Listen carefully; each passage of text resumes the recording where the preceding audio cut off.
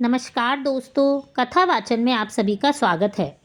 इस वीडियो में हम आपको बताएंगे कि अमावस्या के दिन आप अपने पितरों को कैसे खुश कर सकते हैं और उसके निमित्त आपको क्या करना चाहिए। ये जानने के लिए आप इस वीडियो को अंत तक जरूर देखिए। हर महीने में अमावस्या की तिथि आती है और हर अमावस्या की तिथि का एक विशेष महत्व होता है।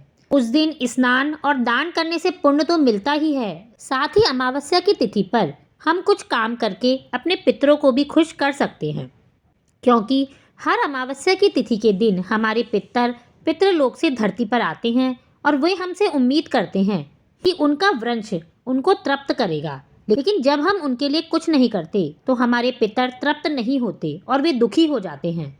उनकी नाराजगी के कारण ही पितृदोष लगता है।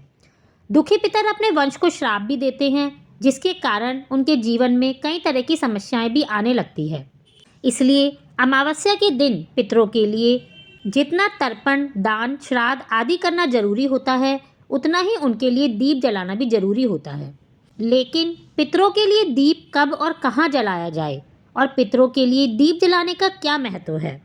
अमावस्या के दिन हमारे पितृगण धरती पर आते हैं और सूर्यास्त होने के बाद वे अपने लोक वापस लौटते हैं। तो पितृलोक लौटते समय उनके रास्ते में अंधेरा ना हो, इसी वजह से पितरों के लिए दीप जलाए जाते हैं। इससे वे खुश होकर आशीर्वाद देते हैं और पितरों के आशीर्वाद से ही हम सबके परिवार में सुख, शांति, समृद्धि, धन, दौलत, वंश, यश, कीर्ति आदि सभी चीज़ें मिलती हैं। लेकिन पितरों के लिए दीपक जलाते समय आपको कुछ बातों का ध्यान रखना होगा। आपको पितरों के लिए दीपक अंधेरा होने से पहले ही जला देना चाहिए। पितरों के लिए दीपक किसी पीपल के पेड़ के नीचे आप जला सकते हैं या फिर अपने घर के दक्षिण दिशा में भी आप इस दीपक को जला सकते हैं। इसके लिए आप एक मिट्टी का दीपक लें, उसे पानी से साफ करके सुखा लें। शाम के समय उसमें सरसों का तेल भरकर उसमें एक लंबी बत्ती लगा दें। फिर अपने पितरों का स्मरण करते हुए आप उस दीपक को जलाएं। आप चाहें तो उनसे यह भी प्रार्थना कर सकते हैं कि हे पितृगण, अमावस्या की तिथि को हमने आपके लिए यह दीपक जलाया है ताकि आपके मार्ग में अंधेरा ना हो। आप इसे स्वीकार करें और इससे तृप्त हो। इसी तरह से आप पितृपक्ष के समय में भी अपने पितरों के लिए प्रतिदिन दीपक जला सकते हैं। यदि आपके पितृ खुश रहेंगे तो आपके जीवन में भी सुख और शांति रहेगी और जीवन में आ रही परेशानियां भी दूर होंगी। जब हम पितरों के निमित्त कार्य सही से नहीं कर पाते तो कुछ कारणों की वजह से हमारी कुंडली में पितृदोष भी लग जाता है। ये कुछ उपाय हैं जिनको करके आप अपने पितृदोष से भी छुटकारा पा सकते हैं।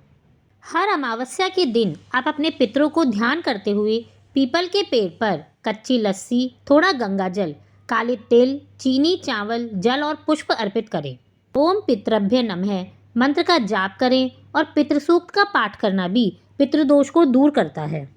इसके अलावा आप हर अमावस्या को दक्षिण की तरफ मुंह करके अपने दिवंगत पितरों को याद करें और उनके लिए तर्पण करें।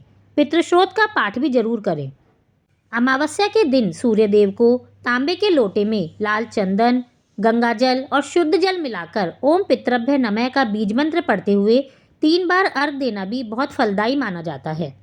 इस तरह से ये सभी काम करके आप अपने पितृदोष को दूर कर सकते हैं या कम कर सकते हैं।